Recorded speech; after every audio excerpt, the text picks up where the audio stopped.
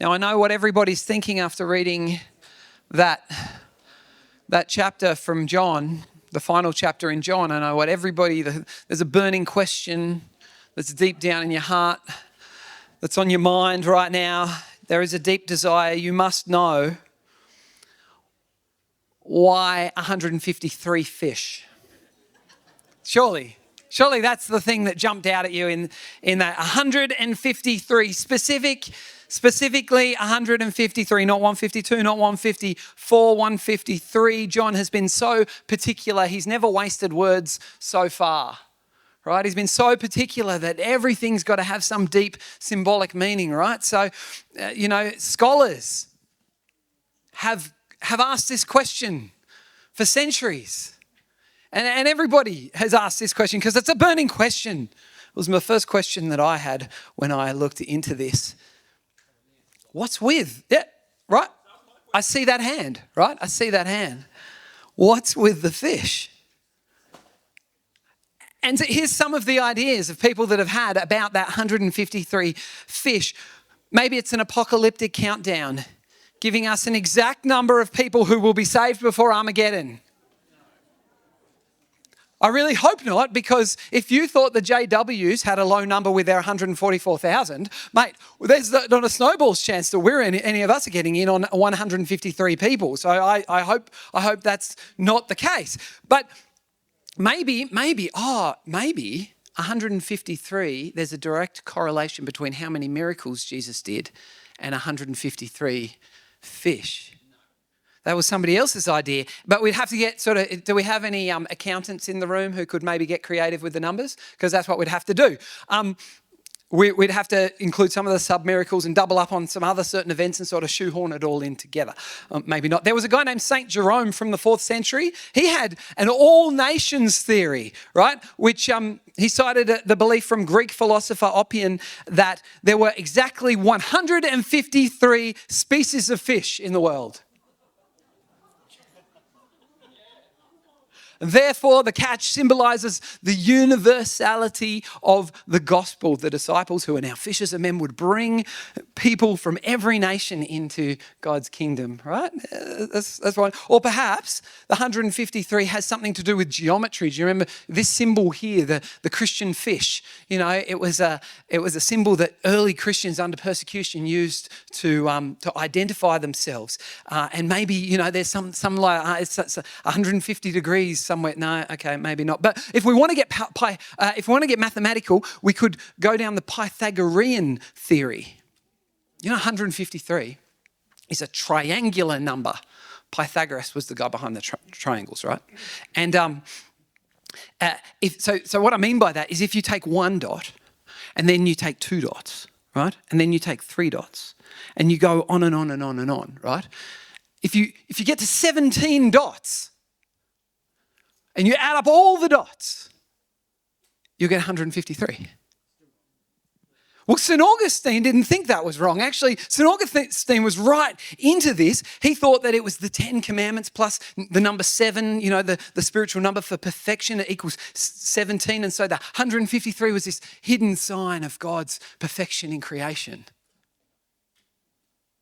There has been a lot of speculation over the years as to why John notes here that they caught 153 fish.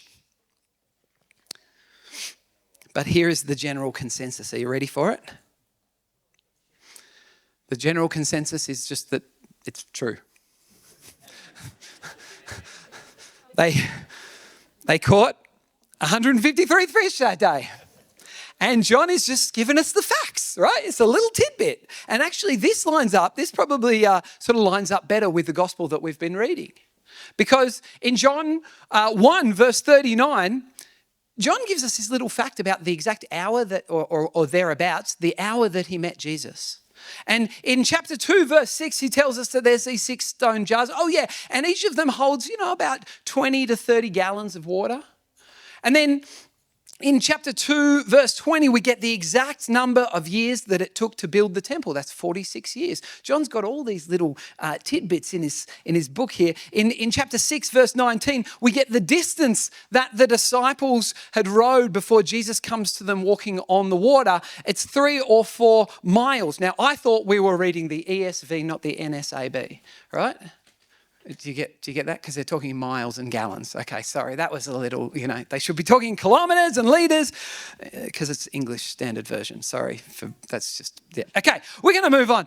John has been giving us these details because he wrote the book with a purpose, and we talked about this purpose last week. It's a purpose that's explained in chapter 20, verse 30 and 31. This is what it says. Now Jesus did many other signs in the presence of the disciples, which are not written in this book, but these are written so that you may believe that Jesus is the Christ, the Son of God, and that by believing you might have life in his name.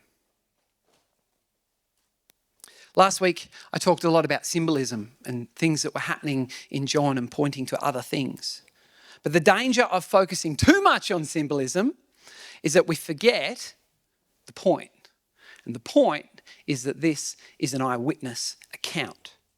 It's true.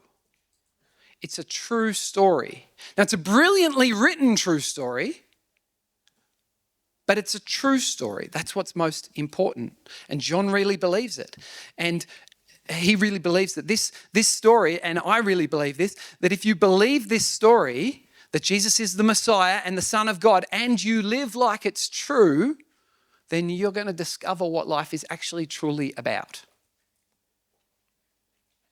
I think it's a good opportunity now to pray as we come around the word this morning. Heavenly Father, I thank you for your word. I thank you that it's truth, it's life, and it's light to all who hear. And God, we just open our ears and our hearts to you this morning. I pray, Lord, that you would speak through your word to us. Lord, may we hear what you have to say this morning in Jesus' name. Amen. Okay. Now, I know I don't want to distract too much from the 153 fish because it's a very important part of this thing. But today, actually, I'd really like to focus on Peter's restoration. Let me give you the story so far. Jesus has called this ragtag group of fishermen, freedom fighters, and tax collectors to come follow him. And the disciples, they're the disciples, and they're so excited about this guy, Jesus. He's claiming to be the Messiah, and they really believe that. The Messiah is the one that the scriptures had promised for hundreds of years, for thousands of years even, that would rescue Israel and boot their oppressors out and restore them to God and set up a kingdom that would never end. And the disciples really believed that Jesus was going to be the king of that kingdom. But then he died. As we heard this morning already, he was crucified. And a Messiah on a cross is a Messiah who's lost. In fact, death is the ultimate proof that a would-be Messiah is not the Messiah. But then a few days later, we've just been through Easter, we've just walked this out. Something incredible happened, something that sounded absolutely crazy. The disciples come to the tomb and it's empty, as we already heard from Jeff this morning. And then there's these people, they start claiming that they've seen Jesus and he's not dead, he's actually alive. And there's these encounters that these people are having with Jesus, but it's all a bit strange and it's all a bit elusive and it's difficult to work out what's going on. It's like they see Jesus, but they don't really recognize him, and then suddenly they recognize him and he disappears. They keep having these incredible but strange and elusive encounters. And so they're all trying to work it out. Like, what's going on here? It's exciting, but it's also terrifying. And it's especially difficult for one particular disciple, and his name is Peter.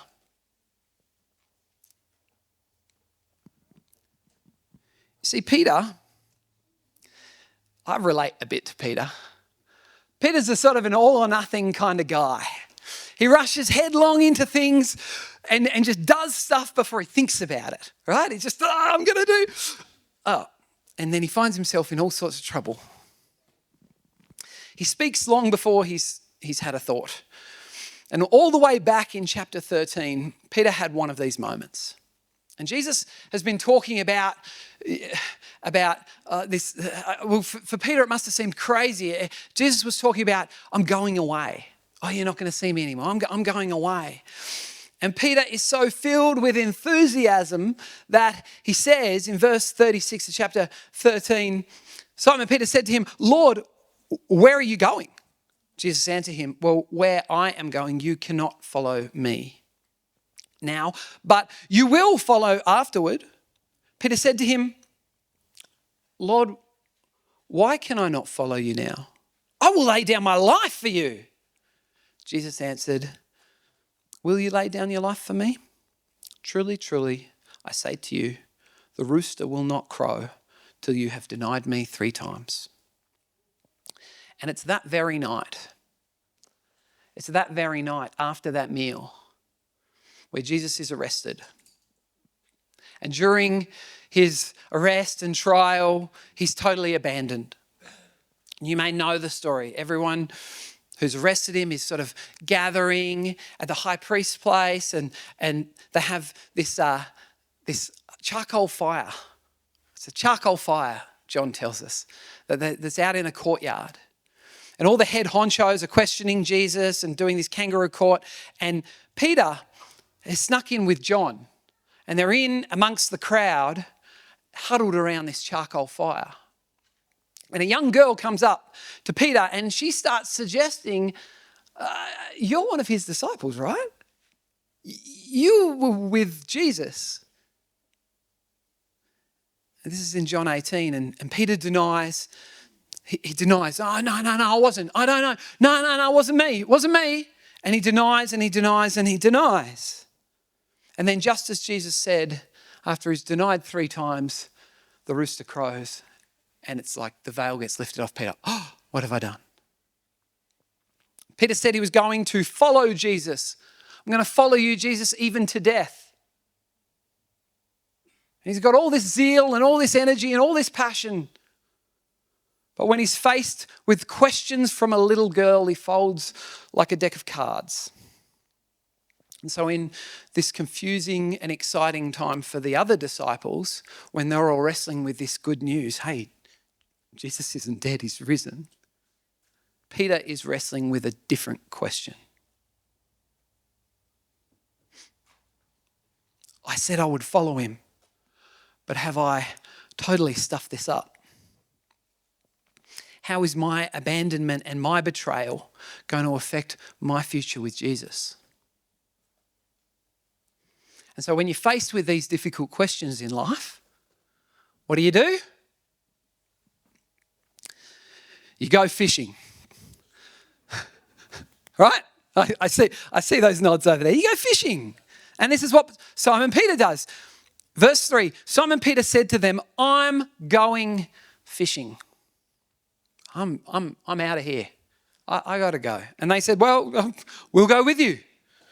And they went out and they got into the boat, but that night they caught nothing. See, Peter's going fishing. And he's just like me and you. We tend to grow up with habits. We have these default ways of acting, places where we feel very, very comfortable. And when things get difficult, we tend to want to go back to those sorts of ways. I want to share something with you now, something that's quite personal to me, but this is part of being a Christian, is that we walk in the light, right? So for me, I know when I'm struggling in life because the food that I eat, the kinds of food that I eat goes out the window, right? And there's more KFC on the menu than there is broccoli, okay? I have a lifelong struggle with food. I have, a really unhealthy relationship with food. I'm being really honest with you right now. It's actually something that's really personal. If you joke about this later, you will hurt me deeply. I just want you to know that, right? It's true. If you want to get at me, make a comment about, you've gained a couple of kilos.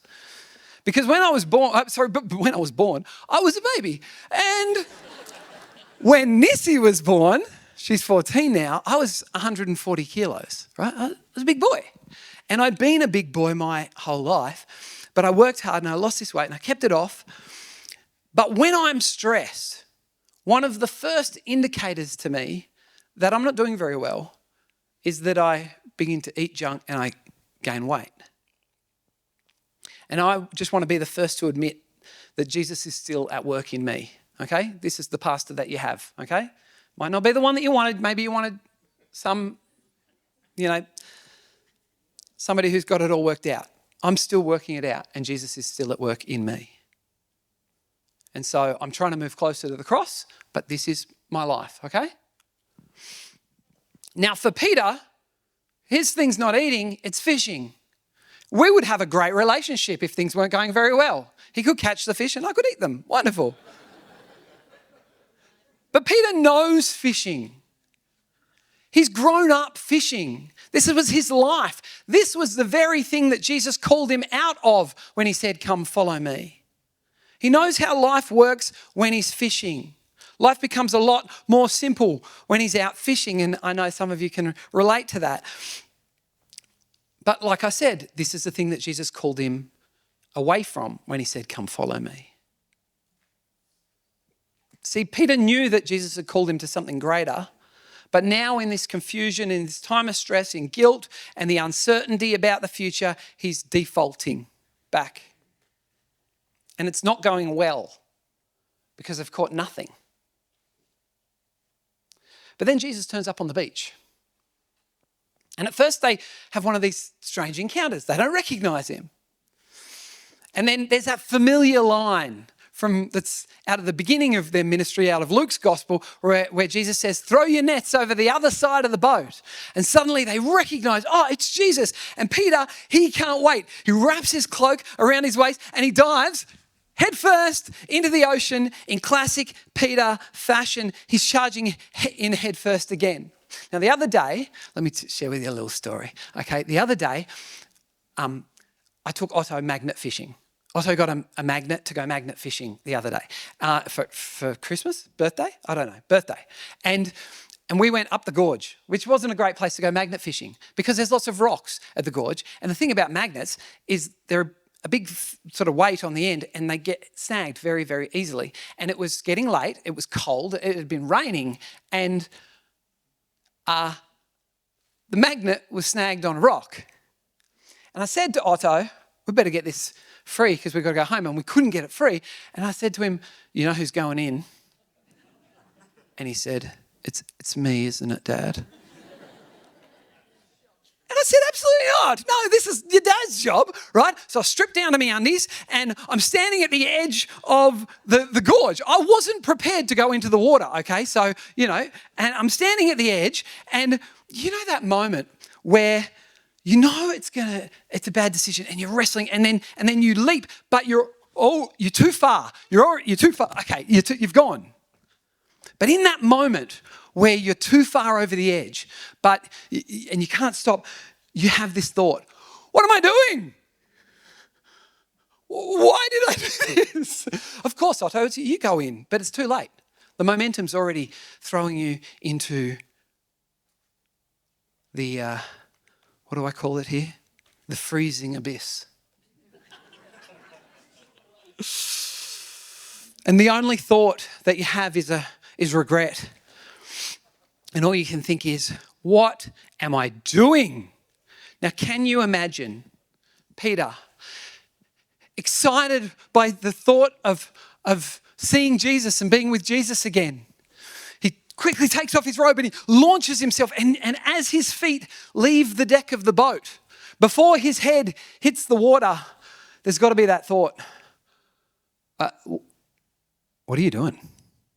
Peter, what are you doing? Don't you remember what happened just the other day? You remember how you made this big song and dance about how you were going to die for Jesus, you were going to follow him anywhere, you were going to do it all. And then you denied him. And now you're not out continuing the work. You're not doing ministry. You're not preaching good news. You're not advancing the kingdom. He's caught you fishing, doing the exact thing that he called you out of. And I'm sure that Peter started swimming at about 100 miles an hour, but soon the pace slowed down as these thoughts sunk in. Maybe Jesus doesn't actually want to see me quite as much as I want to see him. Maybe I'm going to be in trouble. Maybe I'm going to be rejected. Come with me now to verse 9. When they got out on land, they saw a charcoal fire in place, with fish laid out on it and bread. Jesus said to them, "Bring some of the fish that you have caught." So Simon Peter went aboard and hauled the net ashore, full of large fish, 153 of them. And although there were so many, the net was not torn. Now I know that John is specific about what kind of fire for a reason. I'm sure that's the smell of that charcoal fire took Peter right back to the smell of the charcoal fire just a few days before that he'd huddled around on that fateful night when he was accused of being one of Jesus' followers. But here's the thing, Jesus is just so gracious in this moment. It's really beautiful. He doesn't say, "Well, not you." He doesn't seem too concerned just yet to focus on Peter's failures. There's work to be done. There's a meal to be had. And what's really interesting, what I found really interesting, is Jesus already has the fish, right? He's already got fish. They're bringing in all their fish. Oh, look at all this. He's like, I got mine. He doesn't seem to need what the disciples have caught, but he invites them to bring some of their fish into the catch too. And I was reading about this because I thought, that's an interesting detail. N.T. Wright has some great thoughts about this, and this isn't a quote. This is just sort of my summary of what his thoughts were. But just like in the work of ushering in the new creation, Jesus doesn't need our work as Christians. He's quite capable of doing it all on his own. But the beauty of the God that we serve is that he welcomes us to join in his work and bring our gifts, the things that we have, and he will use them too. And he partners with us to renew all of creation. Isn't that an incredible thought? We're welcomed into the mission. It's this incredible idea. Once they've eaten, they're all there, they're relaxing, and they're satisfied. And Jesus takes Peter aside. Maybe they go for a walk. And now this is when Jesus is going to have the difficult conversation with Peter. It's a difficult conversation, but this conversation needs to be had. If I were Peter, through that whole meal, I would have been on the edge of my seat. You can see why Peter is the one who goes and grabs the net and hauls it in, because he's trying to sort of, I'll be helpful, like, please don't come down on me, Jesus. The whole meal I would have been on edge, waiting for the stern words from Jesus. But Jesus, that's not his style. His actions speak long before his words do. And Peter is welcome to join in the work of getting the meal together. And then as they're all satisfied, as they're all relaxed, it's then that Jesus begins to put his finger on what he needs to put his finger on with Peter. And I love this because Jesus is never rushed. He doesn't need Peter to need him.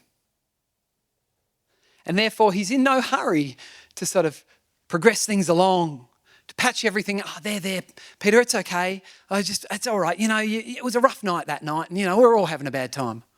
He doesn't do that. He also doesn't need Peter's approval, and so he doesn't just sweep it under the rug and think, Peter will like me more if I just don't bring this up with him. He waits till the end of the meal, but he is going to deal with this. He's not going to pretend that it didn't happen, because the conversation needs to be had, and it wouldn't be good for Peter if Jesus just left things as they were. That wouldn't be love, for Jesus to just leave Peter with sin undone in his life. And often when God puts his finger on an area in my life and in your life, it doesn't feel great at the time, but God cares about us. And so it's actually an act of trust for us to trust God that actually this process of going through, dealing with our sin, it's a messy process. Often it doesn't look like it's not something that people want to go through. But this process is an act of trust for us because it's a painful process, but there'll be healing at the end of it. And we're trusting that God loves us.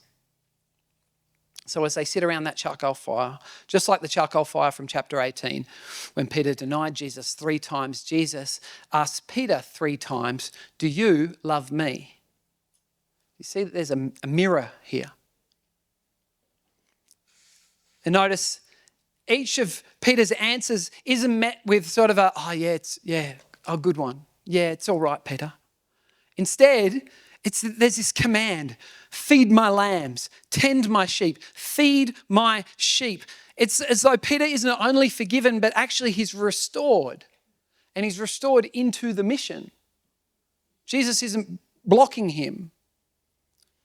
He's restored to join the work of the Good Shepherd. That's a term that Jesus referred to himself back in John 10 when he said, my sheep hear my voice and they follow me. And it seems that Peter's sin hasn't excluded him from Jesus' mission. Rather, Jesus is right there redeeming him and redeeming that very sin. This is an incredible thing about Jesus. He doesn't write us off because of our past, and he doesn't just overlook our past, he redeems our past.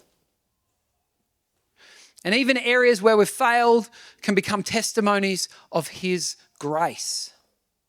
And they shape us to be people who can then minister with humility and compassion and understanding, right? They give us empathy.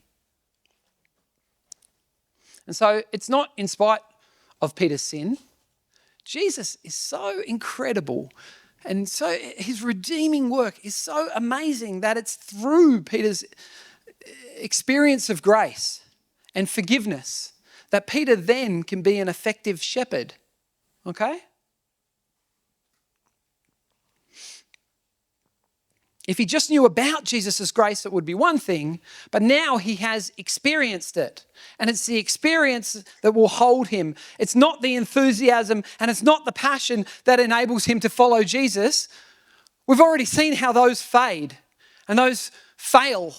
And when it really gets tough, it's the enthusiasm dies. And suddenly that's out the window and he's trying to hide in the corner. That's not what is going to give Peter the steeliness, and it's not what gives us the steeliness to follow Jesus even when things are difficult. It's experiencing the love of Christ.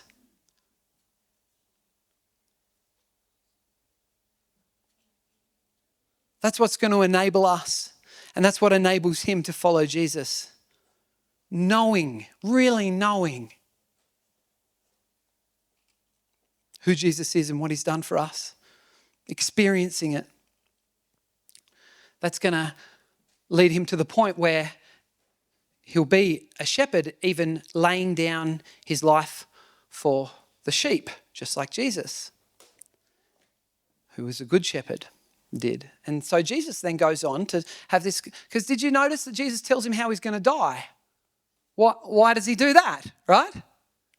Why? Because he's calling him into this mission. And this mission of following Jesus means you follow me when it's good and you follow me when it's bad. And so here he goes. He says in verse 18, "Truly, truly, I say to you, when you were young, you used to dress yourself and walk wherever you wanted." Right? You didn't follow me. You followed whatever you felt like. But when you are old, you will stretch out your hands and another will dress you and carry you where you do not want to go. This he said to show by what kind of death he was to glorify God. And after saying this, he said to him, "Follow me." It's an incredible invitation. Not just to be forgiven by Jesus, but to be welcomed into the mission, to experience the grace and then have the strength because of the experience to be able to follow through the difficult times. I wonder if there are some people in here who need to hear that today. If that's you today,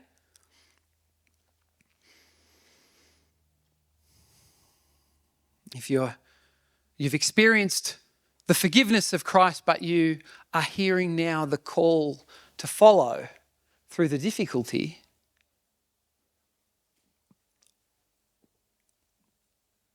there's a temptation here. And we see this temptation shown through to us in Peter. Let's just tackle that and we'll get on with it.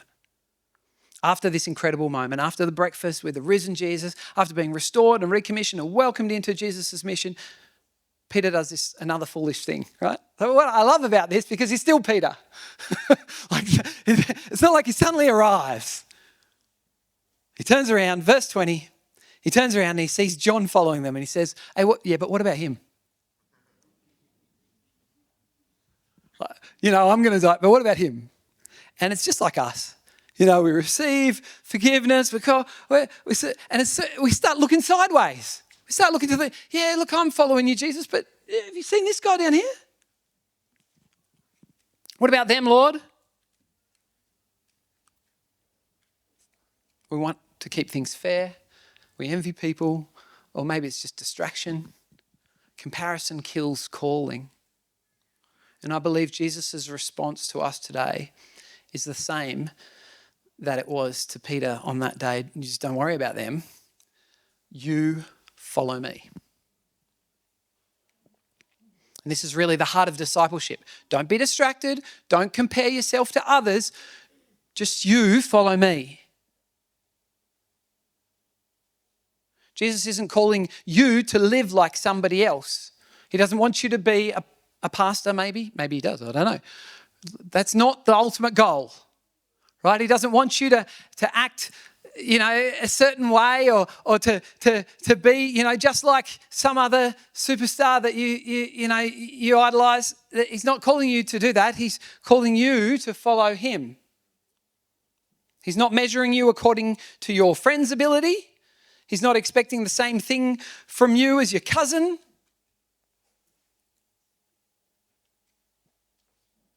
He's calling you to trust him with your life, whatever your life looks like. You follow Jesus. John then finishes his gospel by revealing himself as the author. Verse 24. This is the disciple who is bearing witness about these things and who has written these things, and we know that his testimony is true. Now, there are also many other things that Jesus did. Were every one of them to be written, I suppose that the world itself would not contain the books that would be written. It's as if John's saying, all right, we've been on this journey. I've shared this with you. You've seen enough. Now it's time to believe. And I would agree with him. We've been on this journey since Christmas. John is telling us, I've told you what I heard and what I saw. Now you need to make up your mind. Is this true? And if it is true, you better start living like it's true. Because remember, this is an eyewitness account. There were 153 fish that day. Now, I can't explain it, but it happened. In the same way that I can't explain that the God of the universe would become one of his creation, be born in the dust and the dirt of Bethlehem, showing us and teaching us a new way to be a person, but then dying a criminal's death and 3 days later rising again. I can't really explain it. I've been trying to the last 3 months, 4 months. But it happened. And now what are we going to do about it? This journey through John has all been leading up to this moment. And now we're here, we're at the end of it, and we hear Jesus' final words to Peter, and really these are his words to us. You follow me. My prayer is that you would have encountered Jesus on these pages, that you would have seen his teaching and miracles and received his forgiveness and friendship. But most of all, I pray today that you hear his call. Follow me. Because as you take him up on that offer, as you begin to live like this is true, you're taking him up on the gift of new creation life, a whole new way of being a person. Now, some of you may have heard that before. You know, been around church for a little while. You know, I think great sermon. And we go home, just like Jeff said today, we go home and nothing's changed. And we return to our old habits. Like Peter, you might be living a life fishing.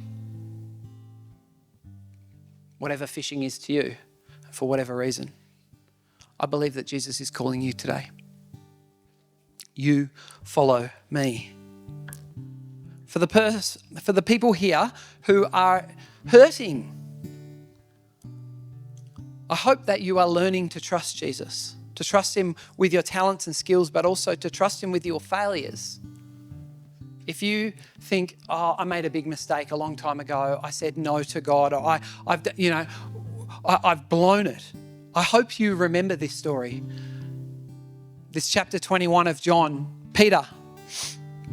And remember that Jesus restores and redeems and still says, I'm not done with you. Follow me. You follow me. If you've become distracted, we're so easily distracted, aren't we? And if you've become distracted from your Christian walk, I want to remind you of the call of Jesus on your life. Don't look sideways. You don't need to keep up with the Joneses.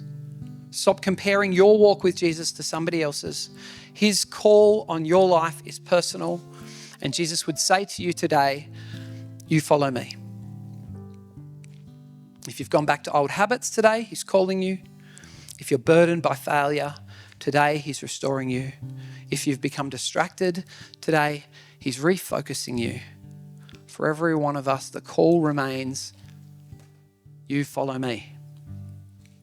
Not just today, not just when it's easy, but for your whole life. Because the story doesn't finish in John 21. It continues on. This story of Jesus. It's continuing on in my life and in your life. And we take this story to new places because Jesus is working this story out in us. We hope you've enjoyed this message. If you'd like to know more about our church or would like to connect with someone, please contact us through our website